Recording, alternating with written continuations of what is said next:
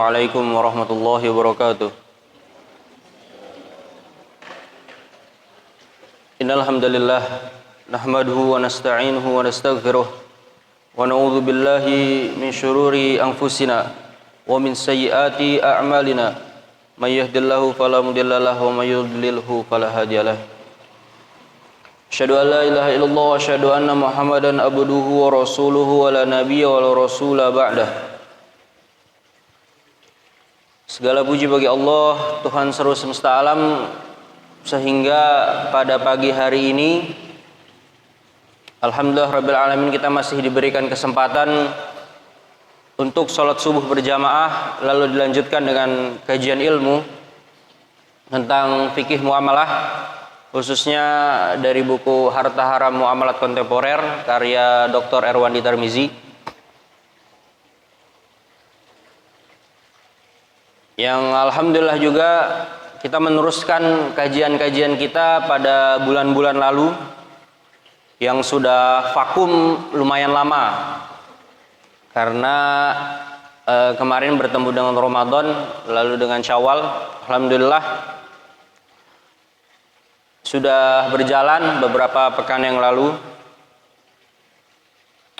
Alhamdulillah di Ahad kedua awal bulan kita melanjutkan kajian kita tentang fikih muamalah. Sebelum masuk, tentu saja segala puji bagi Allah, Tuhan semesta alam, dan salawat berikan salam kita sanjungkan kepada Nabi Muhammad sallallahu alaihi wasallam.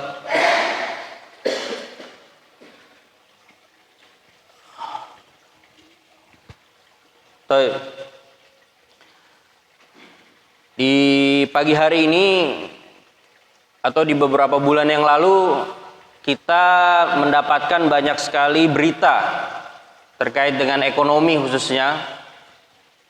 Sebagaimana yang kita tahu, harga minyak dunia itu melambung pada saat Rusia mengekspansi Ukraina.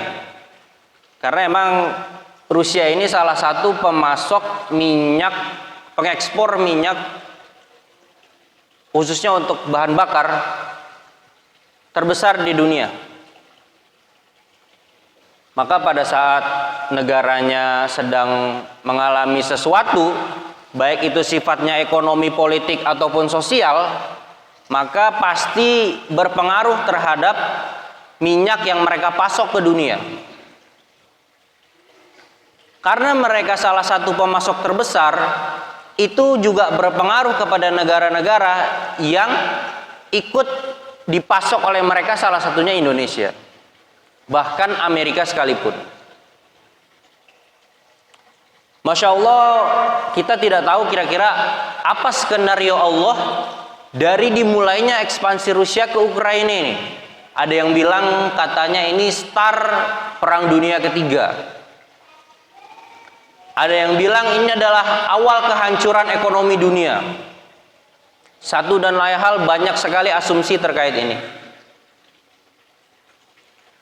Yang jelas, apa yang kita alami sekarang ataupun beberapa bulan yang lalu adalah skenario menuju akhir zaman tentunya. Kita nggak tahu nanti kira-kira akan semakin seperti apa bumi kita ini yang kita tinggali, yang Masya Allah satu persatu saudara, tetangga, teman yang kita kenal mulai meninggalkan kita, yang pada hakikatnya kita juga nunggu antrian saja. Kalau sudah waktunya, ya mau di tempat tidur, di tempat kerja, mau lagi berenang di sungai, ya Allah cabut juga gitu. Mau di negara kita, di negara tetangga, di negara lain, kalau sudah waktunya ya nggak ada urusan. Mau anak presiden, anak gubernur, anak jenderal, anak petani, nggak ada urusan. Kalau sudah waktunya, mau dimanapun tempatnya, pasti kepanggil. Dan kita tidak bisa menghalangi panggilan tersebut. Maka ya inilah ikhtiar kita, berusaha setiap hari bagaimana ibadah itu selalu baik gitu. Karena tentu saja kita sebagai orang yang beriman ingin dipanggil dalam keadaan terbaik tentunya. Nah, panggilan terbaik ini tentu saja tidak ucuk-ucuk datang.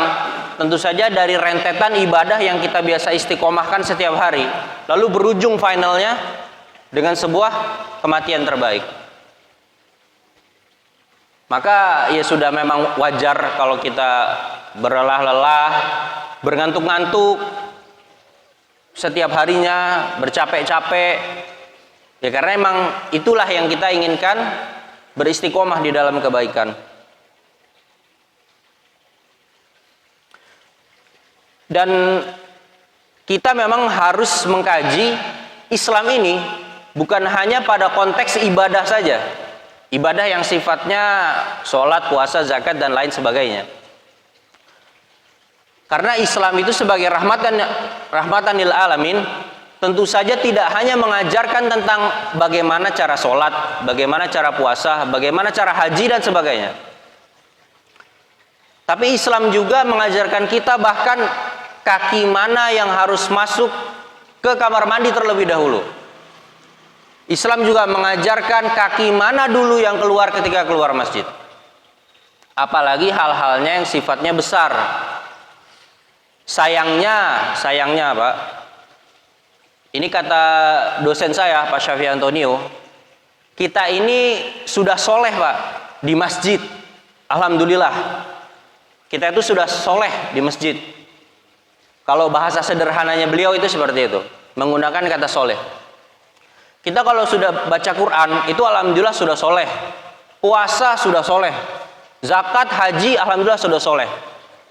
Tapi soleh ini nggak kita bawa kadang-kadang ke pekerjaan. Soleh ini nggak kita bawa pada saat pengadilan. Soleh ini nggak kita bawa pada saat berekonomi. Jadi tiba-tiba hilang tuh, solehnya hilang. Pada saat bekerja, pada saat mengambil kebijakan bernegara, pada saat bertemu dengan istri kita, bertemu dengan lawan jenis kita, menggunakan HP kita, tiba-tiba kesolehan hilang mendadak. Inilah yang dibahasakan oleh dosen saya. Jadi soleh itu tidak cukup hanya digunakan di masjid, tapi juga perlu digunakan di tempat lain. Karena seandainya kesolehan ini dibawa ke tempat lain, maka nggak mungkin tuh pengadilan memutuskan sesuatu yang tidak sesuai dengan haknya.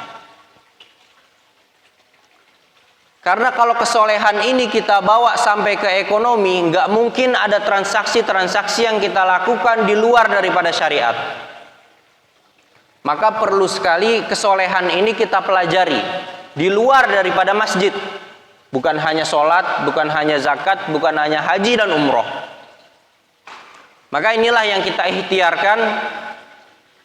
Kita mengkaji tentang fikih muamalah, khususnya harta haram. Karena kenapa kita perlu mempelajari harta haram? Karena seandainya harta haram kita sudah tahu, maka insya Allah yang kita dapatkan adalah sisanya, yaitu yang halal. Tapi seperti biasa, sebelum kita masuk kepada kajian selanjutnya, kita murojaah dulu karena lumayan banyak juga ini. Kita libur. Jadi ada baiknya kita murojaah. Kira-kira mungkin murojaahnya dari mana ya? Dari awal mungkin. Karena lumayan lama juga kita udah libur ya.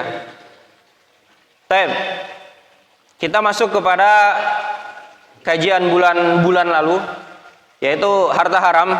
Seperti yang kita tahu, harta haram itu adalah harta yang kita dapat dari jalan yang dilarang oleh Allah dan Rasulnya. Oke ya Pak?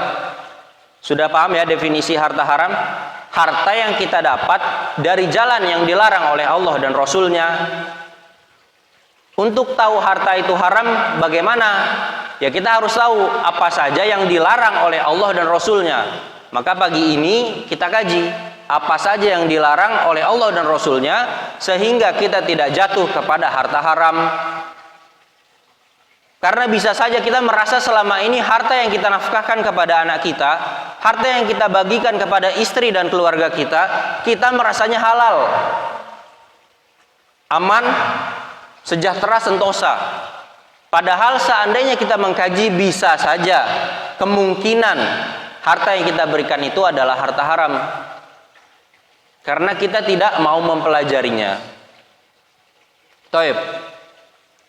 Insya Allah nanti juga seperti biasa akan ada pertanyaan, entah ada hadiahnya atau tidak, pokoknya ada pertanyaan.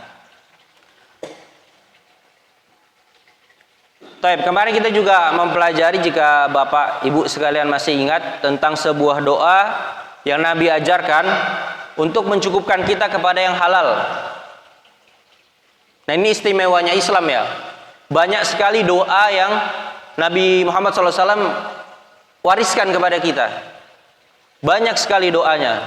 Ini nggak semua agama itu punya doa banyak kayak Islam gini, Pak. Silahkan dicek gitu. Kalau Bapak mungkin punya kolega, punya teman kantor, punya sahabat yang mereka kafir, kalau di halusnya non Islam, karena entah kenapa mereka tidak suka dengan bahasa kafir, saya nggak mengerti. Bahkan ketika kita bilang kafir, ulama-ulama kita itu, Pak, ketika berkata kafir, orang non Muslim itu berkata dibilang kafir atau dilabeli kafir, itu kok mereka dibilang radikal, itu saya nggak paham, Pak. Padahal tahukah Bapak Ibu sekalian, kita ini Muslim, menurut orang Kristiani, kita ini adalah domba yang tersesat. Tapi santai saja tuh, nggak pernah seorang pendeta dibilang radikal karena bilang orang Islam itu domba yang tersesat. Enggak tuh. Tapi pada saat Islam yang melabeli kafir karena emang itu yang diajarkan oleh Nabi Muhammad SAW, kita dilabeli radikal. Ya tapi memang sudah seperti itu. Sejak zaman Nabi Muhammad SAW, perlu Bapak Ibu ketahui sekalian, jadi Abu Jahal dan para teman-temannya itu pernah dalam suatu hari mereka berkumpul. Niat berkumpul ini adalah melabeli Nabi Muhammad, kira-kira labelnya apa? Karena kalau misalnya dilabeli orang gila, cocok nggak Nabi Muhammad ini? Kayaknya nggak cocok, karena dia banyak pengikutnya. Atau kalau misalnya kita labeli pedofil, karena Nabi Muhammad menikahi Aisyah di umur 7 tahun. Tapi inilah Pak, beda zaman bisa jadi beda budaya. Di zaman itu yang Rasulullah nikahi Aisyah 7 tahun, kenapa pada saat itu tidak ada bahasa pedofil di kafir Quraisy? Padahal inilah yang digunakan salah satunya oleh penyerang Nabi Muhammad SAW, bahwasanya beliau pedofil karena menikahi anak di umur 7 tahun. Kenapa pada saat itu Abu Jahal dan kawan-kawannya tidak melabeli Nabi Muhammad dengan sebutan itu? Karena itu adalah hal yang umum, adalah hal yang biasa pada saat itu budayanya, dan itu sah menurut Islam. Maka kafir Quraisy tidak menjuluki Nabi Muhammad dengan sebutan ini. Lalu mereka cari yang lain. Nabi Muhammad ternyata itu sering sekali membuat anak pisah dengan orang tuanya, istri pisah dengan suaminya, saudara berpisah dengan saudaranya, karena keyakinan. Akhirnya rapat itu keluarlah Nabi Muhammad ini adalah pemecah belah keluarga. Akhirnya setelah itu dilabelilah Nabi Muhammad dengan itu. Dan itu juga yang sekarang dilakukan oleh orang-orang yang tidak suka dengan dakwah Islam. Kira-kira nih ulama ini bagusnya dilabelin apa nih? Ya dilabeli kadrun lah, ya dilabeli teroris lah, atau yang paling sering kita dengar radikalis lah. Akhirnya ulama kita dicekal di negara ini, dicekal di negara itu. Padahal dakwah yang mereka lakukan adalah dakwah kepada umatnya. Dan wajar apa yang mereka katakan itu. Taib, kembali ke laptop. Doa yang diajarkan oleh Nabi, Allahumma kfini bihalalika an haramik wa agnini bifadlika amman siwak, untuk bagaimana kita dicukupkan dengan yang halal. Karena kalau kita melihat kekayaan orang lain, biarpun itu didapatkannya dari cara yang haram, kadang-kadang tetap ada timbul sifat iri. Maka Allah ajarkan doa ini melalui lisan Nabi Muhammad SAW, yang insya Allah silakan jika ingin diistiqomahkan untuk berdoa terhadap hal ini, bagus sekali. Baik, kemarin juga kita masuk kepada bagian dari harta haram. Yang harta haram ini kebagi menjadi 3. Dalam bukunya Harta Haram Muamalat Kontemporer, Ustaz Erwandi membagi menjadi 3 jenis harta haram. Yang pertama adalah harta haram hasil kezaliman. Yang kedua adalah harta haram gharar. Yang ketiga adalah harta haram riba. Fokus ya Pak.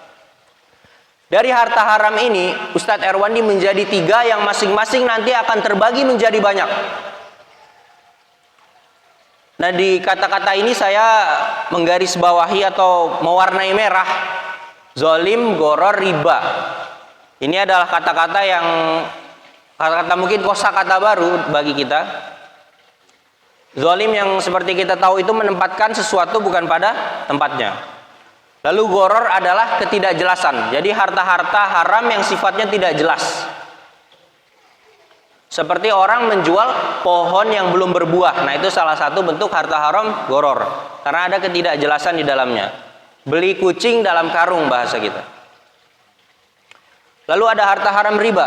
Yang seperti kita tahu itu jika kita meminjamkan kepada sesuatu lalu mengambil manfaat darinya, maka terjadilah riba di sana. Nanti masing-masing dari ini itu akan memiliki banyak sub-subnya sendiri.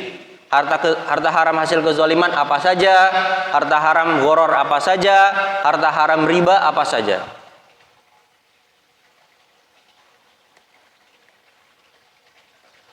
Baik. Harta haram hasil kezaliman Ustadz Erwandi membagi menjadi 4. Nah, tadi kan ada harta haram itu ada 3. Harta haram hasil kezaliman, harta haram gharar, harta haram riba. Nah, kita masuk yang pertama. Harta haram hasil kezaliman dibagi lagi menjadi 4. Yang pertama, harta haram hasil kezaliman terhadap hak Allah. Lalu kezaliman terhadap orang tertentu. Yang ketiga adalah harta haram hasil penjualan najis. Yang keempat adalah kezaliman terhadap orang banyak. Yang masing-masing dari ini nanti juga akan ada sub-subnya sendiri, ada bagian-bagiannya sendiri. Baik, bismillah. Kita masuk kepada kezaliman terhadap hak Allah. Nah, zalim seperti yang saya telah jelaskan menempatkan sesuatu bukan pada tempatnya.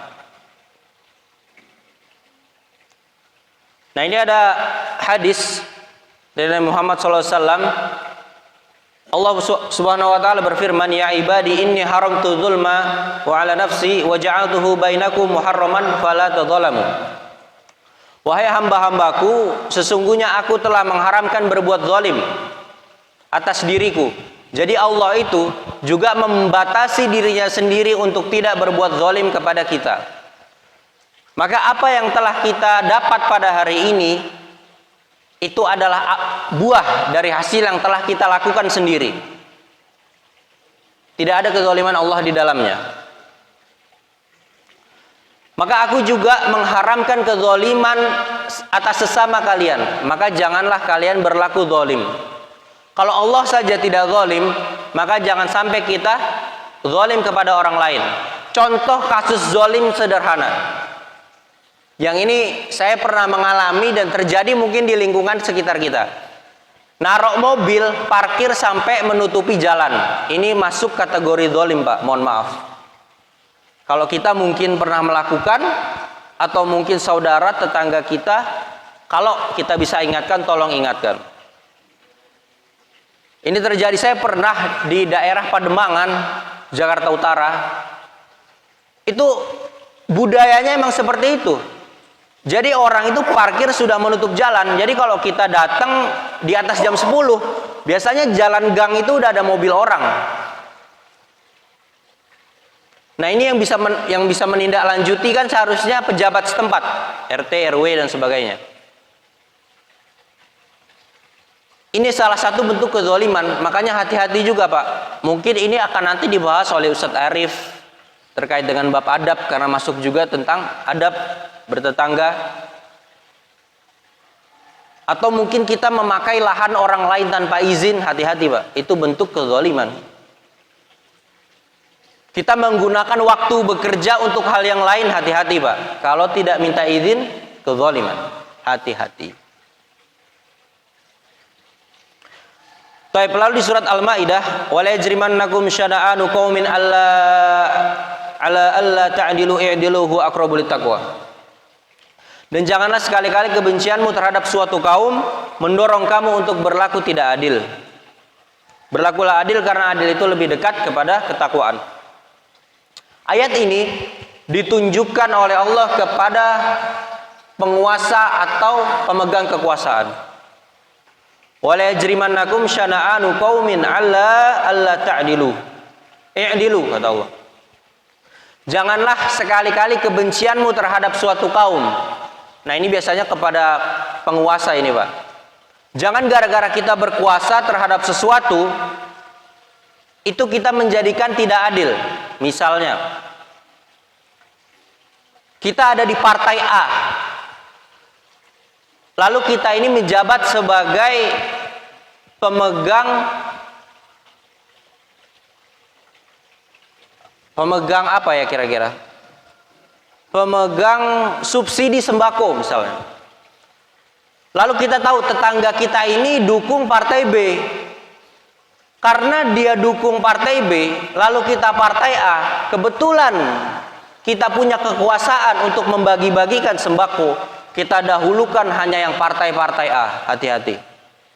Padahal partai B, orang yang dari partai B ini masuk kepada ruang lingkup yang harus kita bagikan juga. Hati-hati Pak.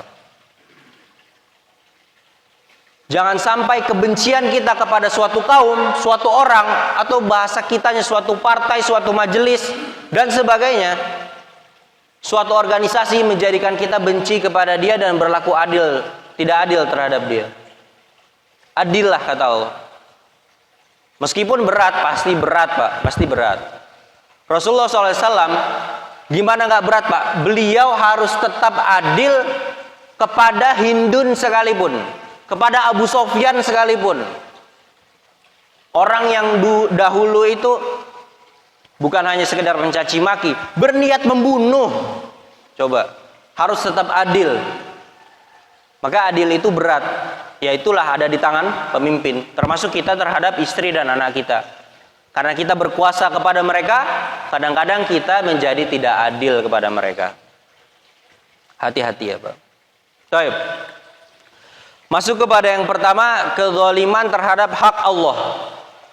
Apa itu kezaliman terhadap hak Allah? Zakat yang tidak ditunaikan. Ini juga hati-hati. Zakat yang tidak kita tunaikan adalah kezaliman terhadap hak Allah. Loh, zakat itu kan untuk fakir miskin. Kok zalimnya terhadap Allah? Karena zakat adalah ibadah, salah satu bentuk ibadah kepada Allah. Pada saat kita tidak melaksanakannya, maka kita masuk kepada kezaliman terhadap hak Allah, karena hak Allah adalah kita ibadahi. Oke? Kezaliman terhadap hak Allah adalah zakat yang tidak kita ditunaikan.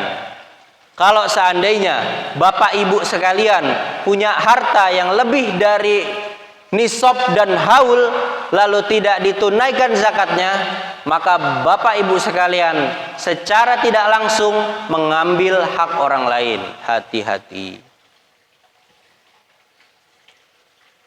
Berapa nisabnya? 85 gram emas murni. 85 gram emas murni itu kira-kira 1 juta dikali 85, sekitar 85 juta. Kalau ibu bapak sekalian punya harta 85 juta yang ngendap selama setahun, hati-hati, maka wajib dikeluarkan zakatnya 2,5%. Kalau misalnya bapak punya uang 100 juta, lalu ngendap selama setahun, maka 2,5% wajib dikeluarkan. 2,5 juta. Hati-hati Pak. Lalu gimana Ustadz cara ngitungnya? Silakan Bapak Ibu hitung sendiri. Kan Bapak Ibu yang paling tahu ya rekeningnya atau emasnya, termasuk emas juga hati-hati kalau sudah sampai nisabnya 85 gram, lalu sudah sampai haulnya 1 tahun. Kalau ibu punya emas di rumah yang disimpan, hati-hati harus dizakatkan. Karena zakat itu pada dasarnya adalah bukan milik kita, tapi milik fakir miskin. Baik. Bismillah, minum dulu Pak.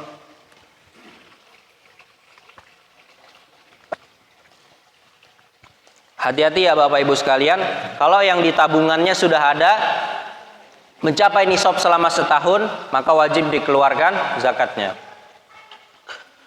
Maka ada tips dari Sayyidina Umar, tips itu, harta yang kalian punya itu keluarkan. Karena kalau kalian tidak keluarkan, maka nanti akan habis dimakan oleh zakat. Maksudnya dikeluarkan tuh kata Umar itu dijadikan bisnis, dibuka toko, atau dihutangkan, bukan dihutangkan, atau diberikan kepada orang lain, dikeluarkan. Maksudnya supaya ekonomi itu berputar. Jadi kalau kita endapkan saja, maka kata Umar itu akan habis dimakan oleh zakat. Karena misal kita punya uang 1M Pak, punya uang 1M kita simpan, harus sampai setahun ke depan, itu kan harus dikeluarin 2,5%. Lalu kita simpan lagi, keluar lagi tahun depan, simpan lagi, keluar lagi, maka lama-lama akan habis oleh zakat. Maka tips dari Sayyidina Umar, maka keluarkan. Maksudnya jadikanlah bisnis, investasilah, seperti itu, supaya nggak habis dimakan oleh zakat. Lah, kalau kita berbisnis kan harus zakat juga Ustaz. Betul. Tapi paling nggak kita ada pemasukan tambahan, betul ya? Daripada kita endapkan. Kalau endapkan kan nggak menjadi apa-apa, diam saja di situ. Tapi kalau kita putar, zakatnya akan lebih mudah. Maka ini tips dari sahabat Umar, Sayyidina Umar. Karena itu juga yang menjadi masalah Pak.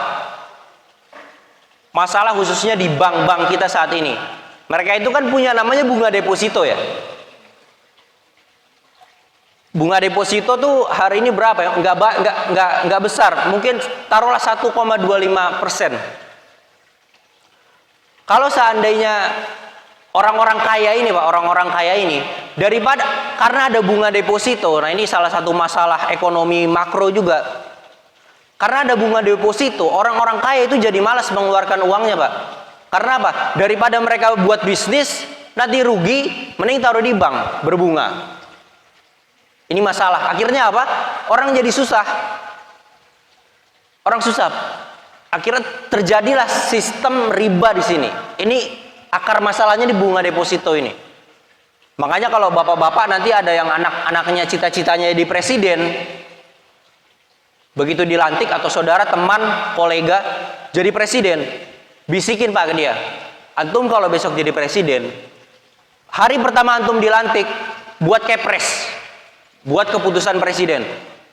Per hari ini saya dilantik jam 12.00, keputusan presiden yang pertama adalah mengenolkan bunga deposito bank.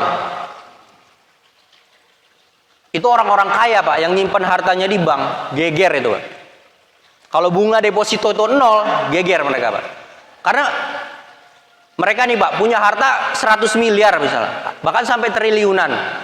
Itu kalau bunganya 1,25% aja Pak, itu bunganya doang tuh udah cukup buat ngidupin mereka selama sebulan gitu.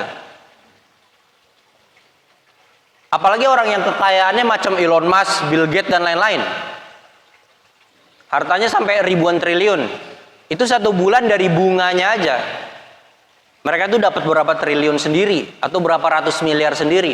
Akhirnya orang-orang kaya ini daripada mereka buka usaha, mendingan mereka simpen uangnya di bank itu. Bahkan mungkin mohon maaf, jangan-jangan kita termasuk di dalam satunya, di salah satu dari orang yang seperti itu. Hati-hati Pak. Bunga deposito ini fatal sekali. Maka ketika tadi saya bilang udah ada keputusan presiden 0% bunga deposito itu, wah itu pasti orang kaya itu kan Mikirnya cuan ya, mikirnya untung.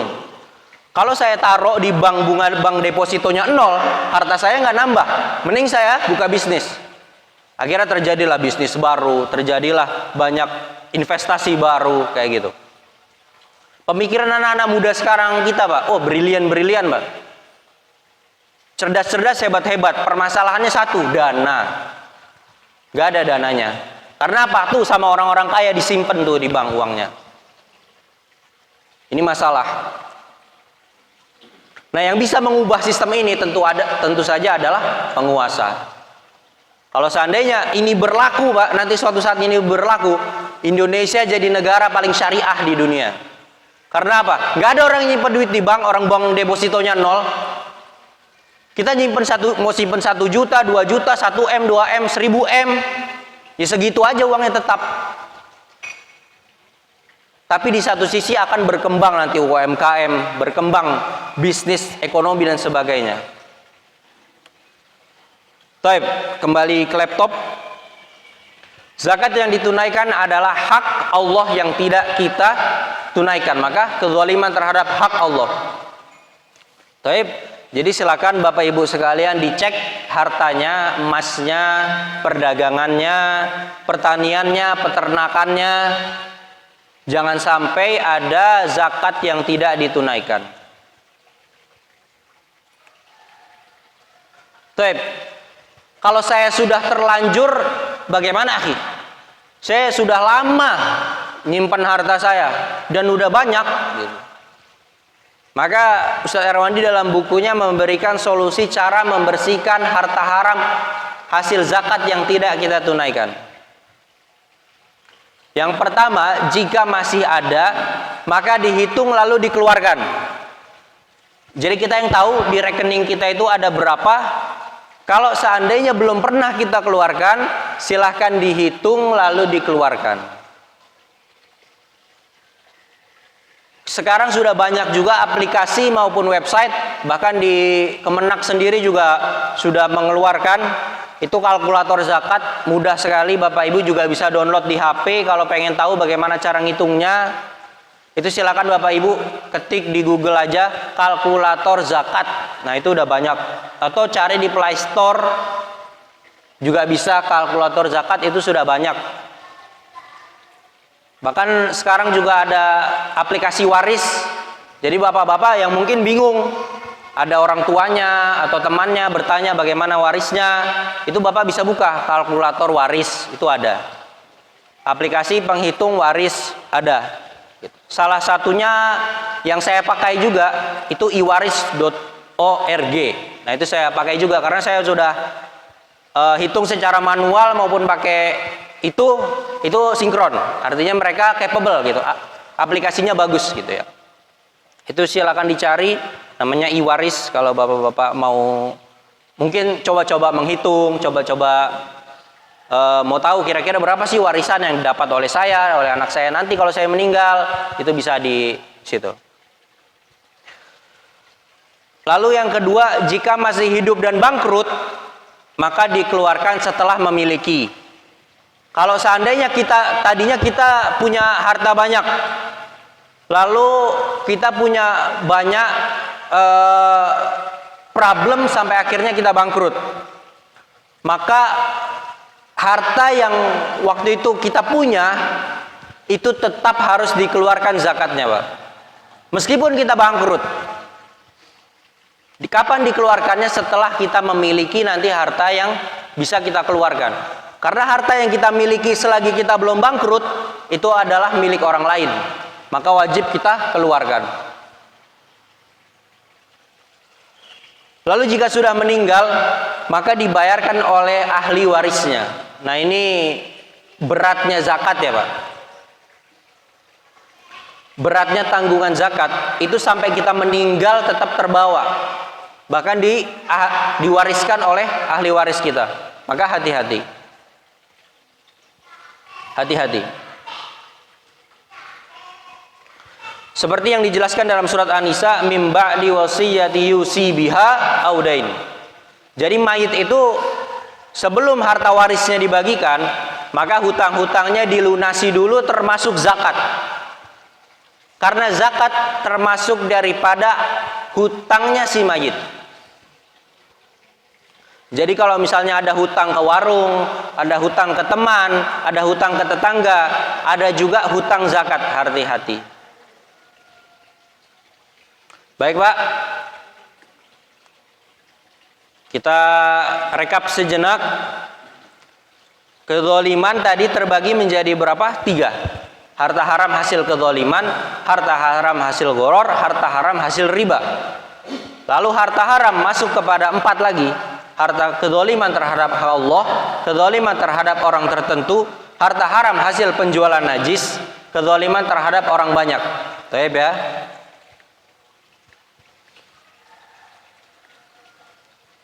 Lalu kezaliman yang pertama adalah zakat yang tidak ditunaikan.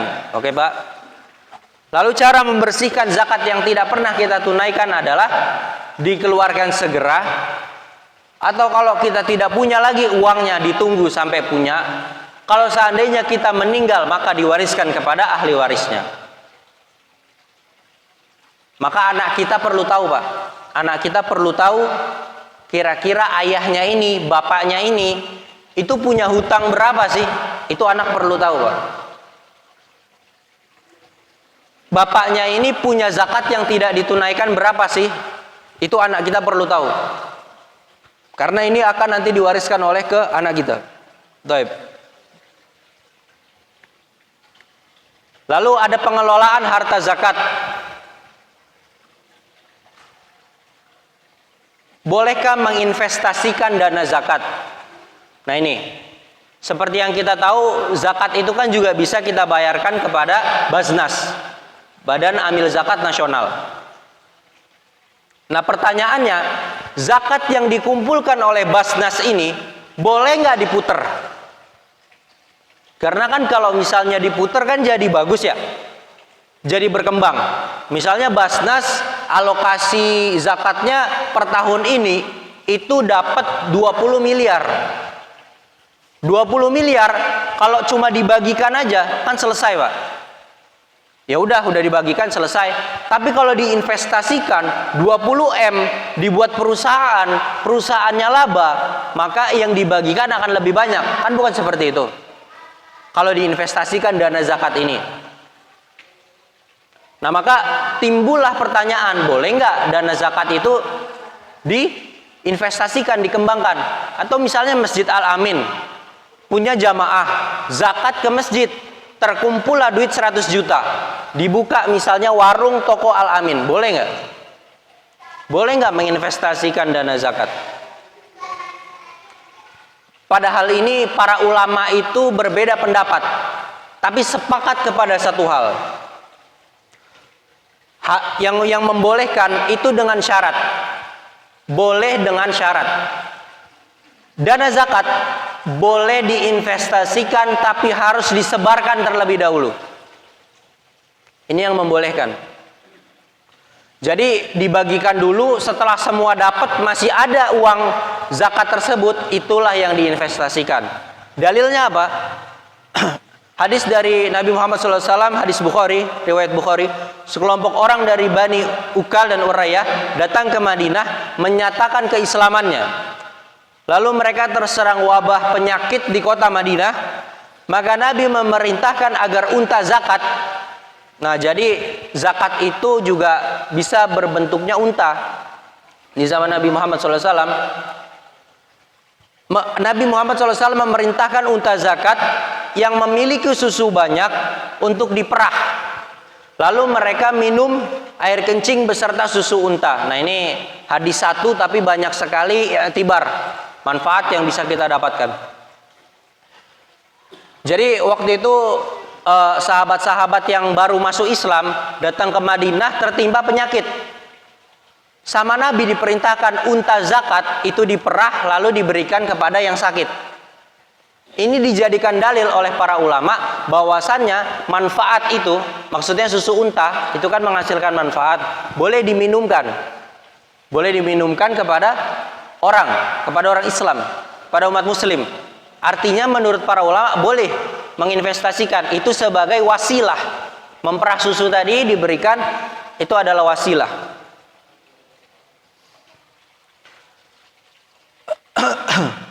Dan di sini juga ada lalu mereka minum air kencing dan susu unta. Nah, ini juga salah satu bentuk tibun nabawi ya. Bahwasanya air kencing unta dan air susu unta itu ada obat di dalamnya. Lalu ada juga ulama yang tidak membolehkan, dan Dr. Erwandi Tarmizi itu cenderung terhadap yang tidak membolehkan. Termasuk saya pribadi, saya cenderung kepada yang tidak membolehkan menginvestasikan harta zakat. Berdasarkan Quran surah At-Taubah ayat 60, sesungguhnya zakat-zakat itu hanyalah untuk orang-orang fakir dan orang-orang miskin.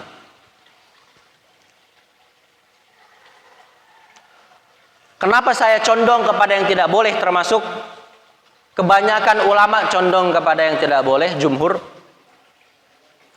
Karena yang dimaksudkan pada investasi di hadis yang tadi saya sampaikan, ketika ada orang muslim yang baru masuk Islam itu lalu Nabi menggunakan unta zakat memerah susunya, itu bukan seperti konsep investasi seperti yang kita itu. Kalau konsep investasi kita itu kan dana zakat kita punya, kita jadikan bisnis. Kalau laba, zakatnya jadi lebih banyak. Permasalahannya ada kata kalau. Kalau laba, kalau untung. Lah kalau rugi gimana?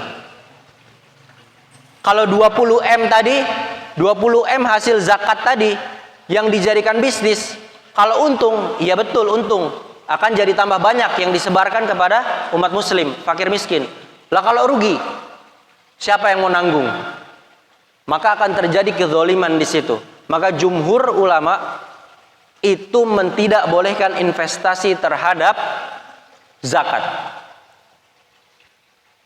Nah, ini karena kita belajarnya fikih, maka kita harus legowo, Pak. Kalau mungkin ada terjadi perbedaan pendapat di antara dua ulama. Nah, lalu kita sebagai tholabul ilm, orang yang mencari ilmu, itu sudah sepantasnya sikap kita itu legowo. Jadi menerima kalau seandainya mungkin ada perbedaan. Jangan merasa paling benar, jangan juga merasa paling salah. Karena kalau merasa paling salah, salah juga. Jadi kita mesti legowo menerima bahwasanya ada pendapat dari ulama lain gitu.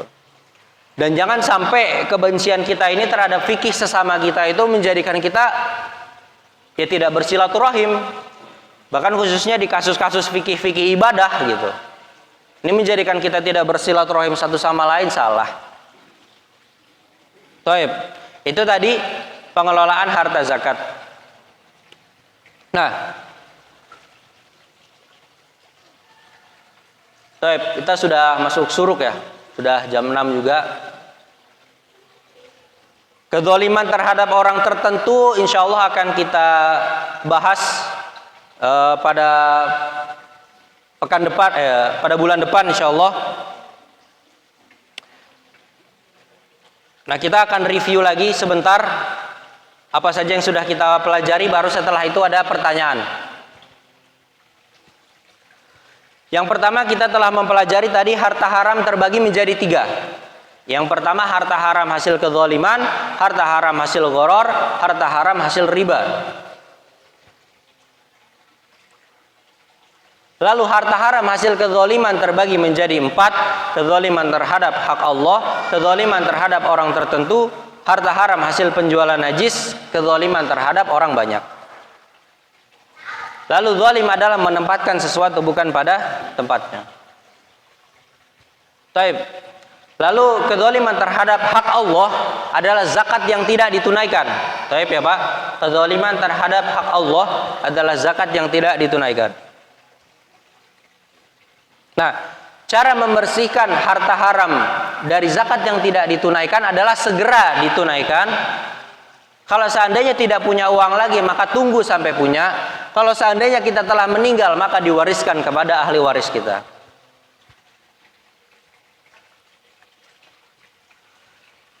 Lalu pengelolaan harta zakat, bolehkah menginvestasikan dana zakat? Para ulama terbagi menjadi 2, ada yang boleh, ada yang tidak, tapi jumhur tidak boleh. Baik ya Pak. Mungkin seperti itu saja kajian kita pada pagi hari ini. Mudah-mudahan bermanfaat. Insya Allah akan kita review lagi bulan depan dan kita masuk kepada kezaliman orang tertentu. Jadi menjual atau membeli barang dengan cara terpaksa. Ini biasanya dilakukan oleh ibu-ibu ya. Ibu-ibu hati-hati nih. Ibu-ibu hati-hati. Menjual atau membeli dengan barang dengan cara terpaksa. Yang biasa kita lakukan itu sama ibu-ibu itu nawar tapi nggak pakai etika. Nawar udah kayak mau maling. Berapa Pak? 50.000. Udah 45 aja. Ini berapa Mas? Ini 30 Bu. Udah 25 aja. Tanpa ada kerelaan dari si penjual. Ini ibu-ibu hati-hati ya. Apalagi misal kita beli jeruk nih. Udah ditimbang pas 1 kilo. Biasanya kita, atau mungkin jangan kita dah. Biasanya orang di luar masjid, udah tambahin deh dikit Pak, ala dikit doang, 3 biji gitu. 3 biji kalau misalnya ada 100 pembeli per hari itu ya rugi juga Pak yang jual. Nah ini hati-hati, ini masuk daripada kezaliman. Hati-hati, kita akan bahas lebih mendetil pada bulan depan. Lalu menjual barang najis dan barang yang diharamkan. Hati-hati, kalau saya dulu kecil pernah ada itu namanya marus ya. Darah sapi yang dibekukan. Nah ini juga masuk kepada barang najis. Dan hasil dari penjualan marus itu haram, hati-hati. Nanti akan ada banyak lagi. Baik, insya Allah akan ada pertanyaan. Tapi nggak ada hadiahnya, nggak ada masalah ya. Kita menguji saja.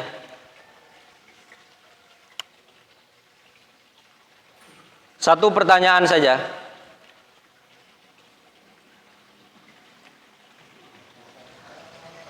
Seperti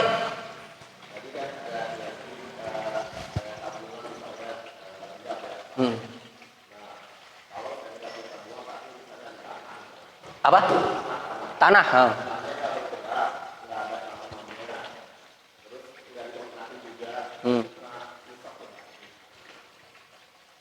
Berarti ini pertanyaan masuknya ya. Mungkin himbauan buat Bapak Ibu sekalian, kalau ada pertanyaan, kalau semisal saya tidak bisa jawab tidak apa-apa ya. Karena saya juga masih thalabul ilm, mencari ilmu, ya. Terkait dengan tanah ini, kalau seandainya ada tanah yang kita punya lalu ngendap gitu ya. Ini akan saya jawab bulan depan. Atau mungkin Pak Beni bisa cari sendiri ya. Karena saya sendiri belum tahu. Baik. Kita masuk kepada pertanyaan. Tadi seperti yang kita tahu, harta haram itu terbagi menjadi 3. Harta haram hasil kezaliman, harta haram goror, dan harta haram riba. Apa yang dimaksud dengan goror itu? Apa definisi goror? Wafik. Apa definisi goror?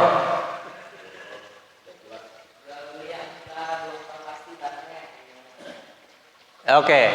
Berarti ada unsur ketidakjelasan. Jadi semua transaksi yang kita lakukan bersifat ketidakjelasan itu goror, hati-hati Pak. Dengan definisi ini saja kita sudah bisa mengelaborasi. Kalau misalnya ada ketidakjelasan dalam transaksi yang kita lakukan, maka ini masuk daripada harta haram goror. Baik, cukup sekian kajian kita pada pagi hari ini. Kurang lebihnya mohon maaf. Assalamualaikum warahmatullahi wabarakatuh.